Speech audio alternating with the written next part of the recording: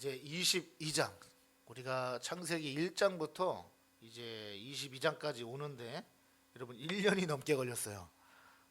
1년 넘게 창세기 1장부터 22장까지 왔는데 창세기의 하이라이트는요, 이 아브라함의 이야기거든요. 자, 우리가 짧게 한번 넘어가면, 자, 1장부터 3장까지는 하나님이 창조 사역에 관한 거예요. 그런데 이게 성경의 서론이다.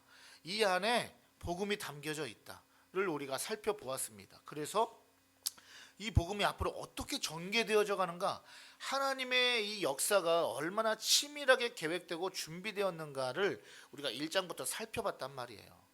그리고서 한 사람을 세우죠. 누구예요?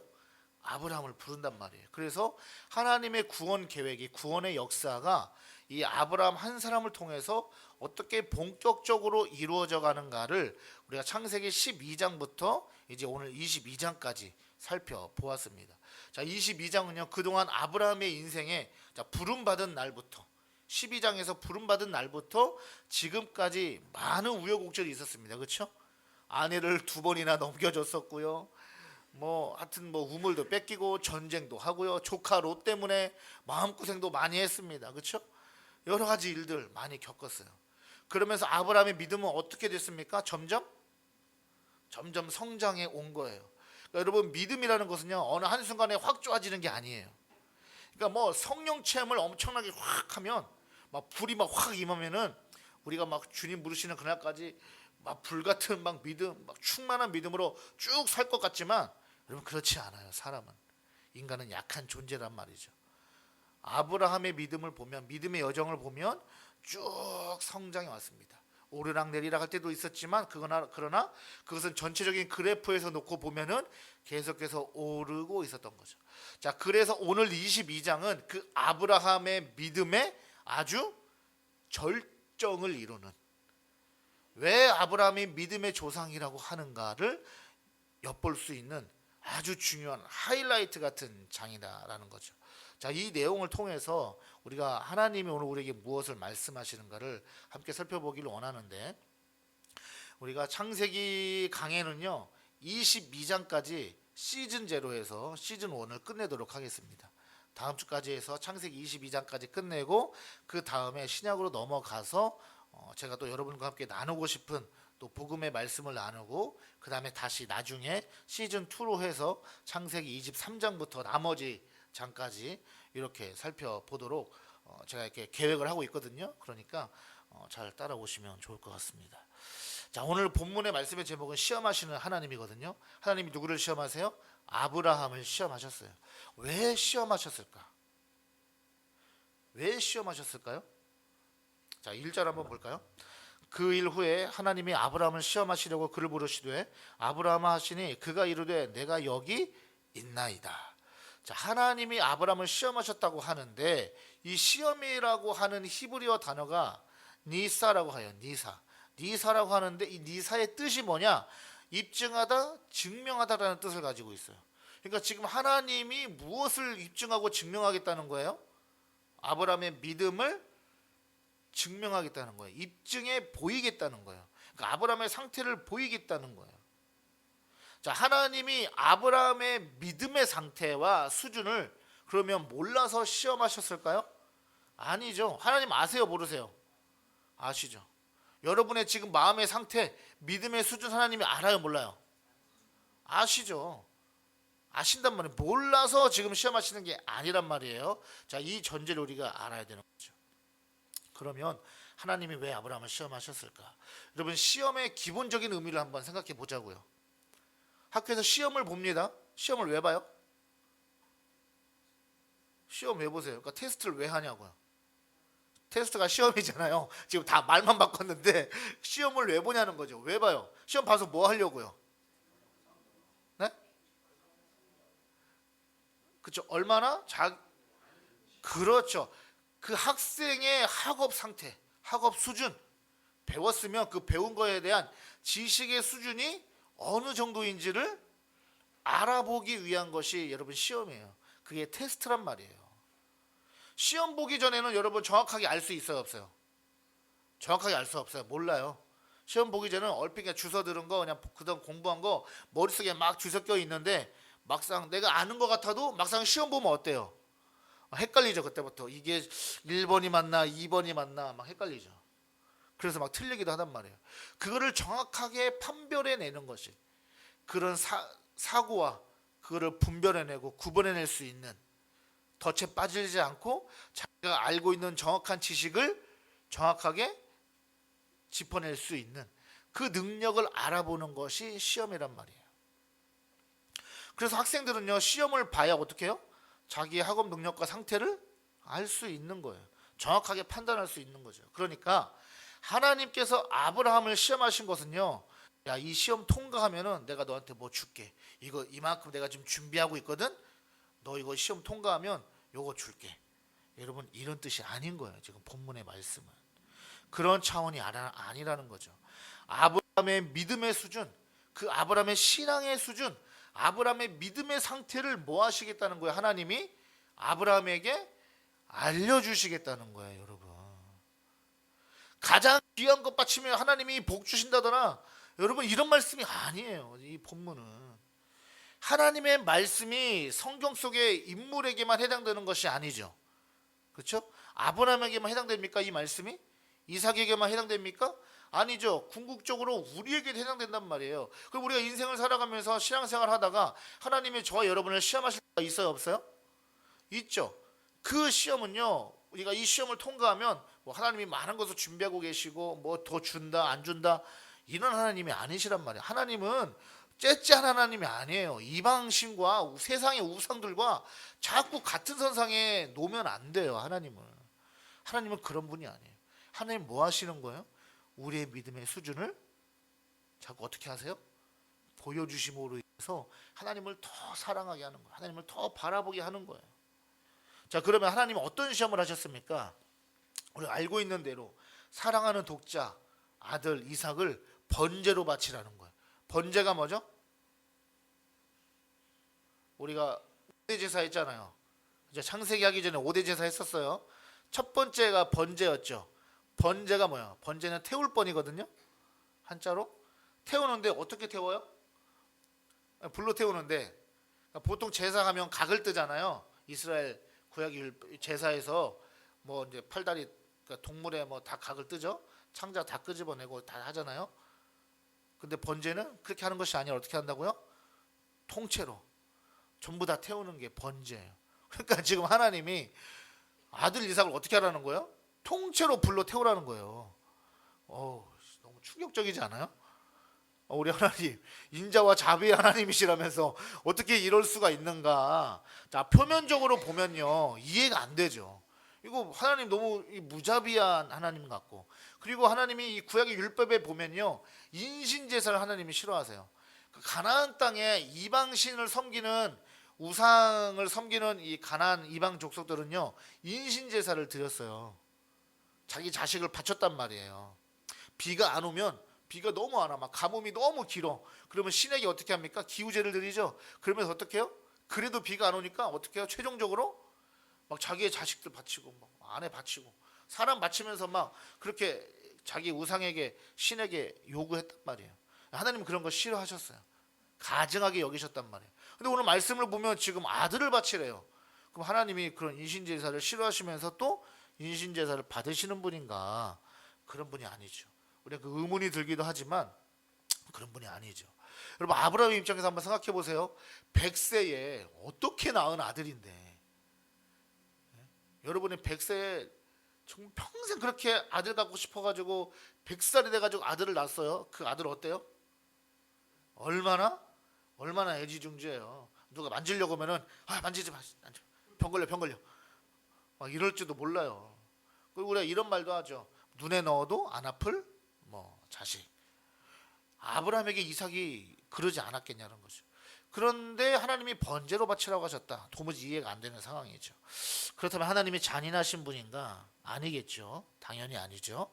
자, 그러면 이 상황을, 이 문제를 우리가 어떻게 이해해야 되는가라는 거예요. 자, 이 시험의 성격, 시험의 본질을 우리가 또한 알아야 되는데, 이것을 알기 위해서는 살펴보아야 되는, 우리가 바라보아야 되는 단어가 있어요. 그건 뭐냐? 독자라는 단어예요. 독자. 독자 이삭할 때 독자가 무슨 뜻이죠? 외아들이라는 거죠. 유일한 아들. 그 성경에 독생자라는 말이 나오잖아요. 예수님과 가리켜서 독자라는 히브리어 단어가요, 예히드카라고 하는데, 이 예히드카는 유일한 단 하나의라는 뜻을 가지고 있어요.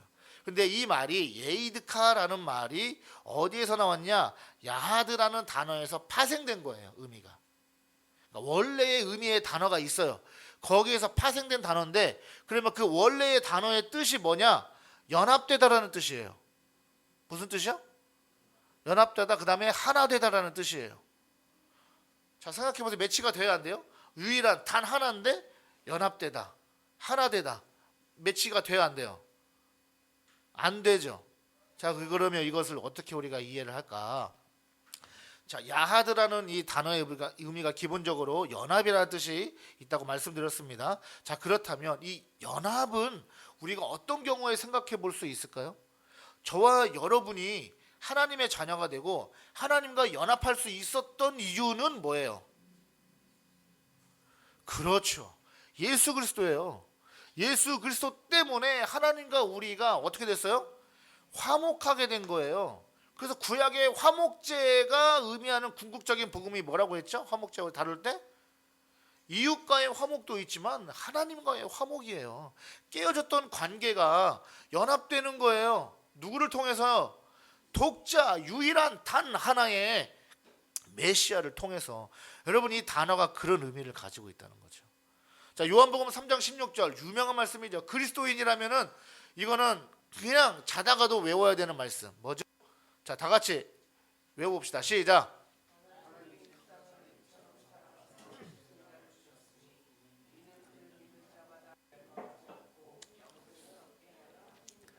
앞에 보고 읽으시면 어떡해요? 가려주세요. 넘겨주세요. 네, 다 같이 외워봅시다. 시작.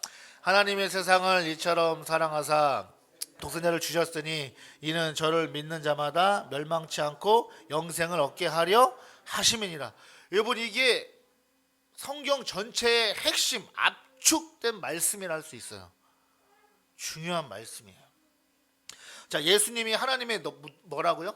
누구라고요? 독생자, 독자라는 거예요. 이 독생자가 무슨 일을 하셨어요?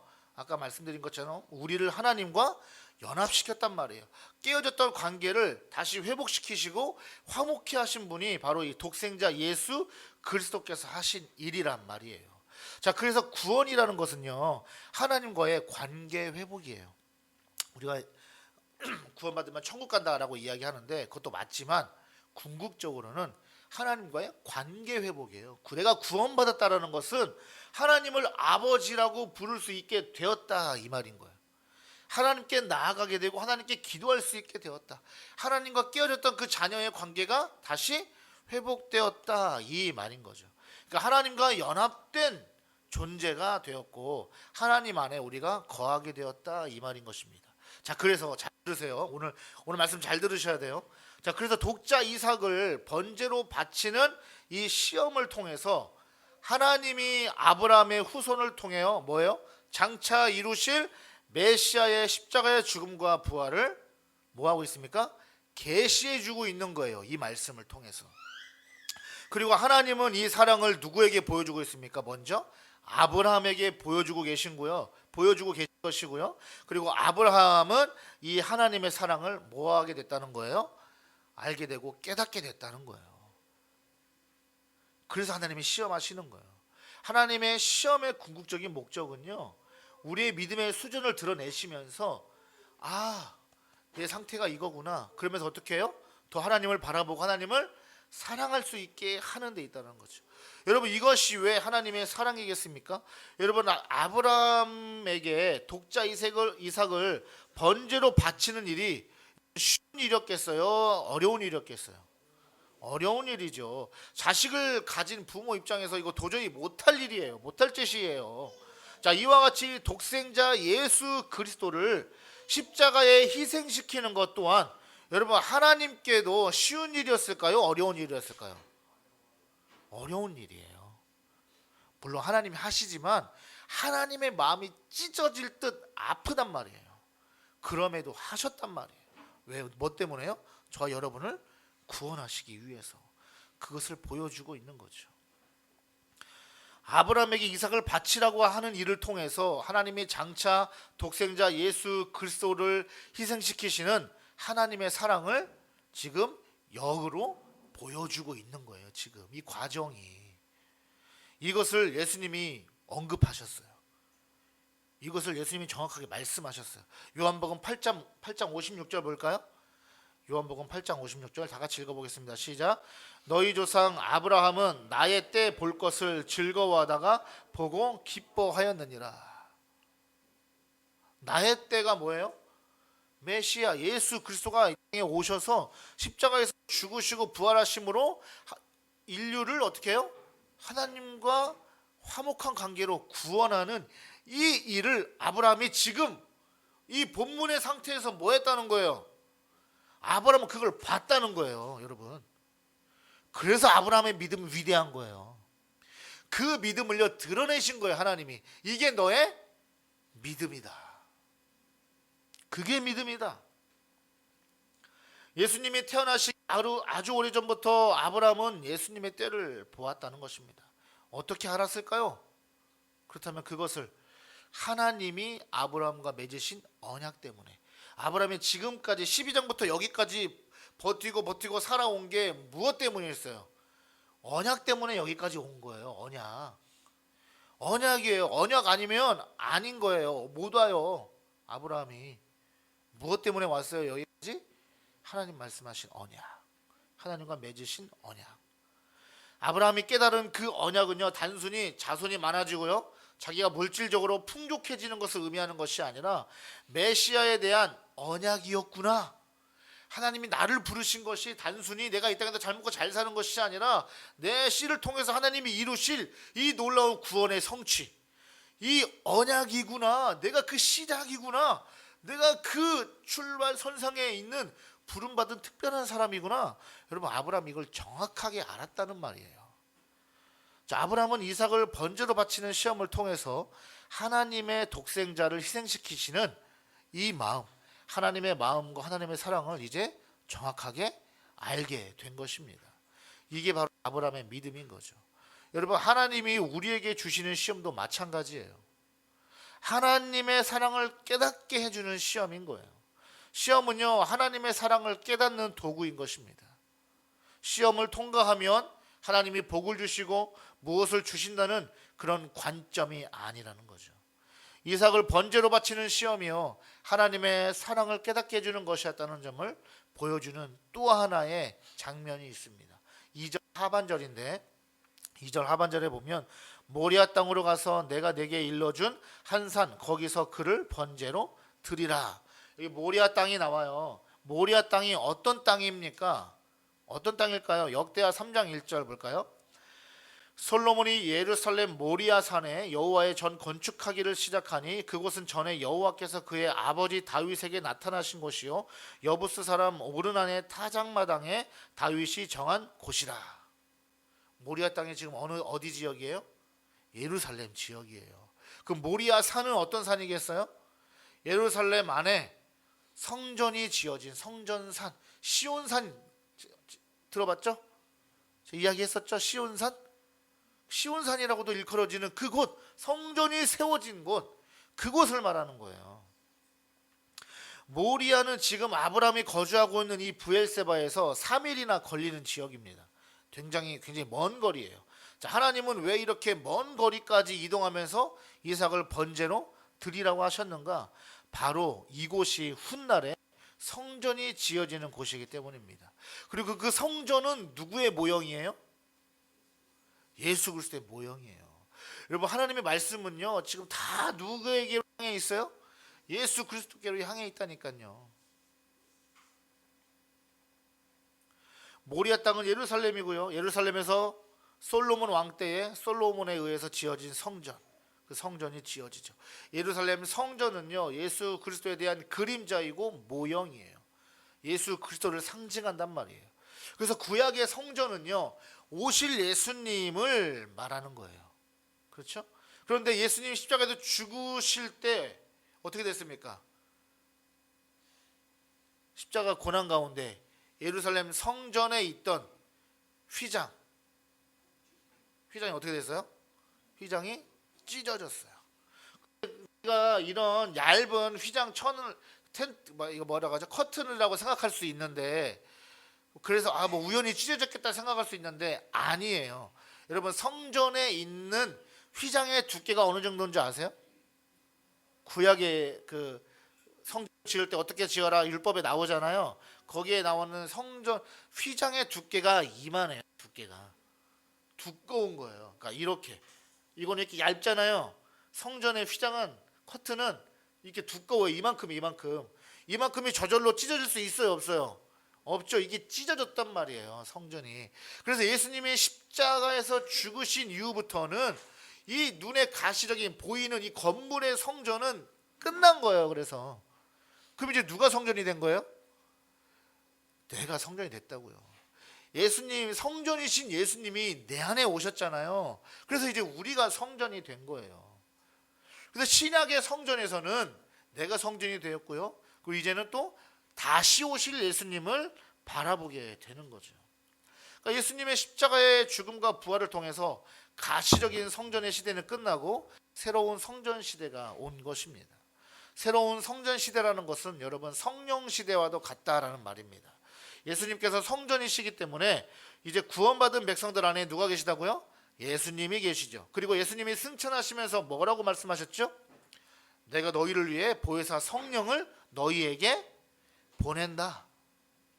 그래서 성령이 우리 안에 어떻게 하십니까?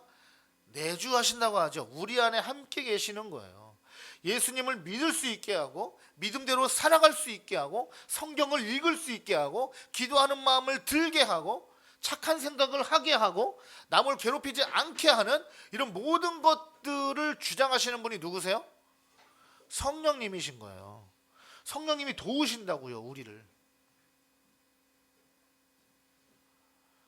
보혜사 성령을 통해서 우리 안에 계시고, 그리고 우리가 성령의 전이, 하나님의 전이 되어지는 거죠. 그래서 우리는 움직이는 성전이 되는 것입니다.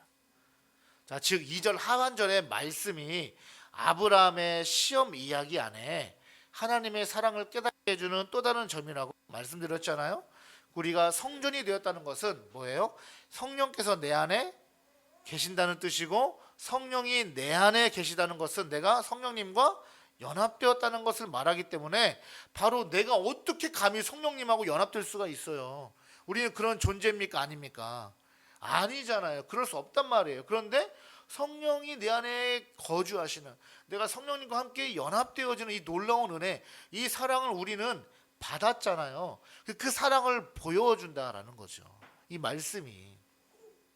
그래서 하나님의 약속의 성취, 언약의 성취를 보여주는 장면인 거예요, 이 지금 아브라함의 시험 이야기가.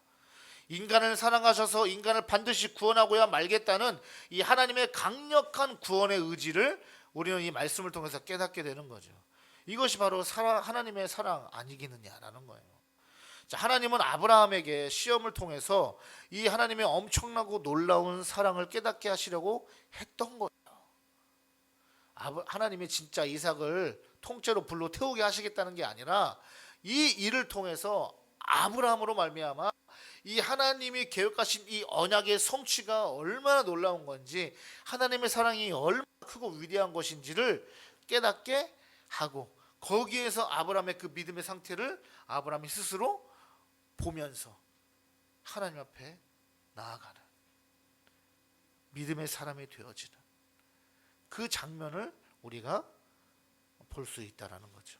자, 그래서 하나님이 우리를 시험하실 때 아브라함처럼 뭐 가장 귀한 것, 가장 소중한 것을 바치면 뭐 복을 주시고 뭐 몇 배로 갚아 주신다는, 여러분 이런 해석들을 어디서 듣는다면 여러분 그런 의미가 아니에요. 그런 뜻이 아닙니다.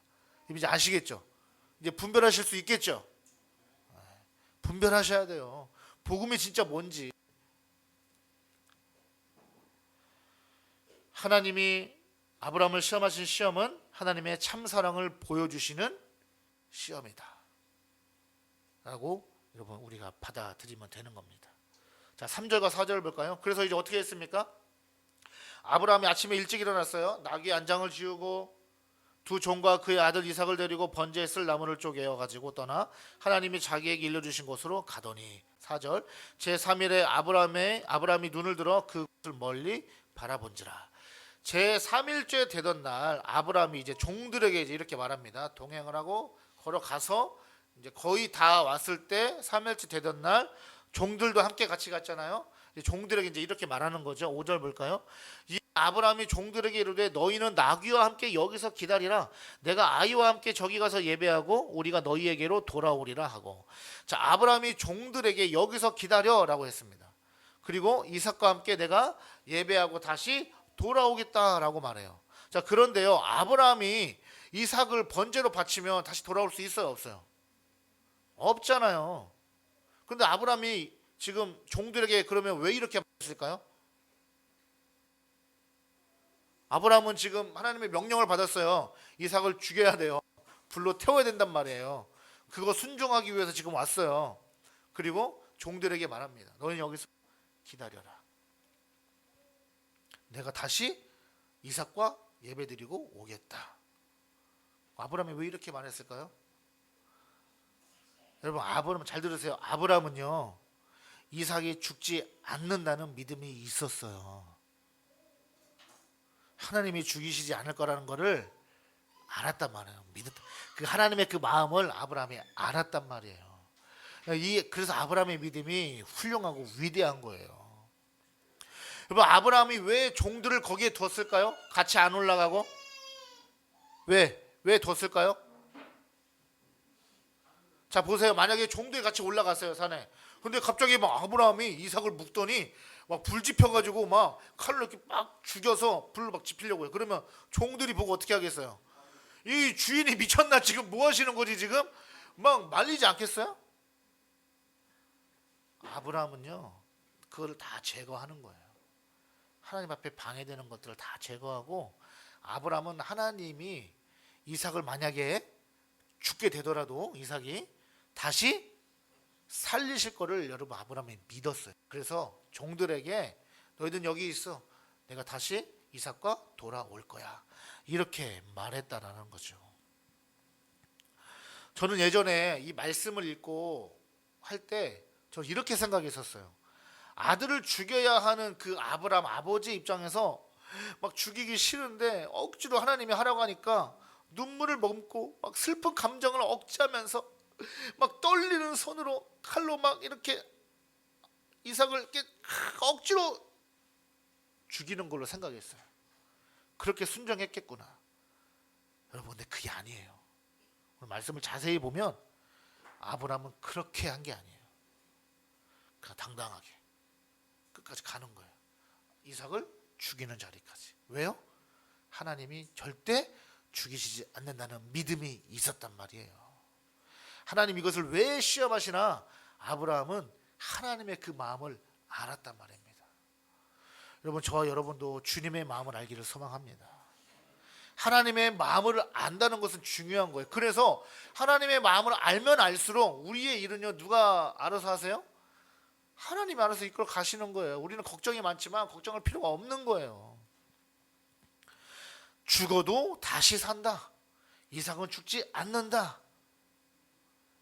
이게 아브라함의 믿음이었다는 거죠. 자, 이것을 제가 지금 해석해내고 제가 말한 게 아니에요. 여러분, 성경이 이걸 말하고 있어요. 히브리서 11장 17절에서 19절 볼까요? 히브리서 11장 17절에서 19절. 자, 제가 읽겠습니다. 아브라함은 시험을 받을 때에 믿음으로 이삭을 드렸으니 그는 약속들을 받은 자로 돼 그 외아들을 드렸느니라.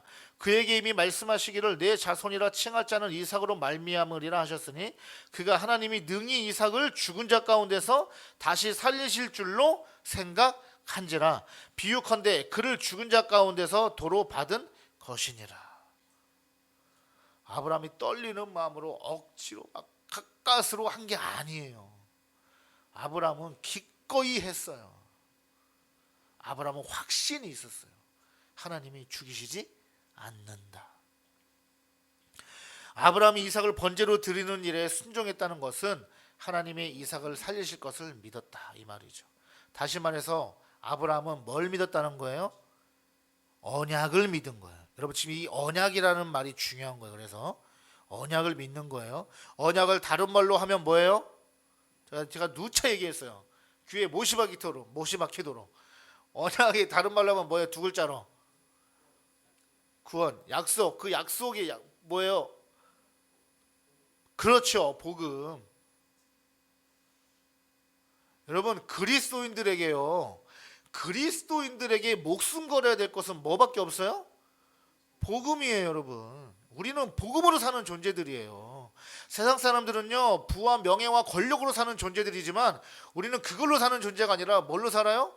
복음으로 사는 거예요. 복음을 바라보고 복음을 믿고 복음에서 약속하신 하나님의 구원의 은혜를 바라보면 나는 구원받은 존재, 하나님 나를 끝까지 구원하신다고 하는 이 믿음으로 살아가는 거예요. 그래서 그리스도인들은요, 이 땅에서 뭐 부하게 사나 가난하게 사나 이게 중요한 게 아닌 거예요. 그래서 왜요? 장차 하나님 나라에서 엄청나게 영화로운 그 영생의 복을 우리는 누릴 수 있게 되기 때문에 그런 거죠. 그러니까 아브라함은 이 언약에 대한 확실한 믿음이 있었다가 되는 것입니다. 자, 6절입니다. 아브라함이 이에 번제의 나무를 가져다가 그의 아들 이삭에게 지우고 자기는 불과 칼을 손에 들고 두 사람이 동행하더니 이삭이 그 아버지 아브라함에게 말하여 이르되 내 아버지여 하니 그가 이르되 내 아들아 내가 여기 있노라. 이삭이 이르되 불과 나무는 있거니와 번제할 어린 양은 어디 있나이까. 자, 이삭도 이제 무슨 상황이지 이게? 이렇게 되는 거예요. 제사를 지내려면 뭐가 있어야 돼요? 재물이 있어야 돼요. 재물이 없네. 그러니까 이삭이 물어보는 거죠, 아버지한테. 다른 것들은 다 있는데 아버지 왜 재물이 없습니까? 이삭이 뭐라고 해요? 내 아들아 내가 여기 있노라.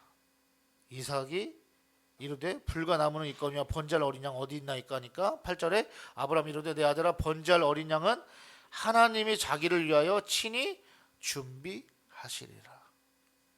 여기 8절 말씀에도 아브라함은 이삭이 죽지 않을 거라는 확신이 있었던 거예요.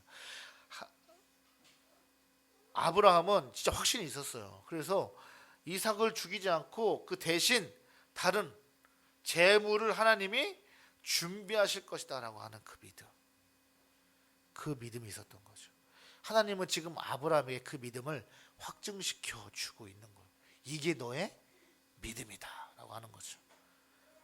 자, 9절 볼까요? 하나님은 그에게 일러주신 곳에 이른지라 이에 아브라함이 그곳에 제단을 쌓고 나무를 버려놓고 그의 아들 이삭을 결박하여 제단 나무 위에 놓고 손을 내밀어 칼을 잡고 그 아들을 잡으려 하니 여호와의 사자가 하늘에서부터 그를 불러 이르시되 아브라함아 아브라함아 하시는지라 아브라함이 이르되 내가 여기 있나이다. 드디어 이제 칼을 잡고 이제 이삭을 딱 죽이려 하는 순간 막 급하게 막 진짜 죽일 것 같으니까 잘못하면 이거 타이밍 놓치면 진짜 이제 이삭의 배에 이제 칼이 딱 꽂히니까 하나님이 급하게 아브라함아. 근데 아브라함 어때요? 마치 딱 기다렸다는 듯이. 아브라함은 지금 그런 수준이었다는 거예요. 믿음의 수준이. 자, 12절. 사자가 이르시되 그 아이에게 손을 대지 말라. 그에게 아무 일도 하지 말라. 내가 내 아들 독자까지도 내게 아끼지 아니하였으니 내가 이제야 네가 하나님을 경외하는 줄을 아노라. 여기까지만 할게요. 12절까지만. 자, 아브라함이 이삭을 제물로 바쳐서 죽이려는 순간 급하게 멈추시면서 하신 말씀이 내가 이제야 네가 나를 하나님을 경외하는 줄을 알았다라고 말씀하신단 말이에요. 자, 여기도 우리가 생각해 봐야 돼요. 하나님이 그러면 아브라함이 평상시에 하나님을 경외하는 마음이 있는지 없는지 몰라서 하셨을까? 모르셨을까요? 몰라서 지금 하신 말씀일까요? 아니에요. 여러분 성경을 보면 하나님이 우리의 무엇을 아신대요? 우리의 중심을 아신다고 하잖아요. 우리의 중심을 보신다고 하잖아요. 그래서 겉으로 볼 때는 아무도 몰라요. 그런데 성경에서 이 초대교회 때 아나니아하고 삽비라가 하나님께 서원을 하죠. 하나님 제가 이만큼 예물을 이렇게 드릴게요. 헌금할게요. 했는데 나중에 어떻게 됐어요? 욕심이 생긴 거예요. 이제 100만 원 드리기로 했는데 100만 원은 좀 많은데 그래도 한 80만 원, 70만 원도 큰 거니까 그만큼 드리자고 한 30만 원 입마이 포켓했단 말이에요. 그걸 누가 아세요? 하나님은 아신단 말이에요. 사람들은 몰라요. 교회 성도들은 모른단 말이에요. 여러분들이 지금 어떤 마음으로 어떻게 이 연부를 드리는지 알아요, 몰라요? 모르죠. 근데 누구는 아세요? 하나님 아신단 말이에요. 그러니까 하나님이 지금 아브라함이 하나님을 경외하는지 안 하는지 모르셔서 지금 이런 말을 하시겠냔 말이에요. 아니죠. 알아요. 하나님 아신단 말이에요. 아브라함의 그 속이 하나님을 진짜 경외하는지 안 하는지 몰라서 하시는 말씀이 아니란 말이에요. 그러면 잘 들으세요. 자, 그러면 하나님이 다 아신다면 할 수 있나 없나 보자, 한번 네가 아들을 바칠 수 있나 없나 보자, 이런 의미가 아니겠죠. 그렇죠? 왜냐하면 하나님은 시험하시지 않아도 아시기 때문에. 그러면 여기까지 온 하나님의 이 이유가 무엇이겠어요? 그래, 그거야. 그게 믿음이야. 알려주시는 거예요. 그렇지, 그게 믿음이야. 그거야.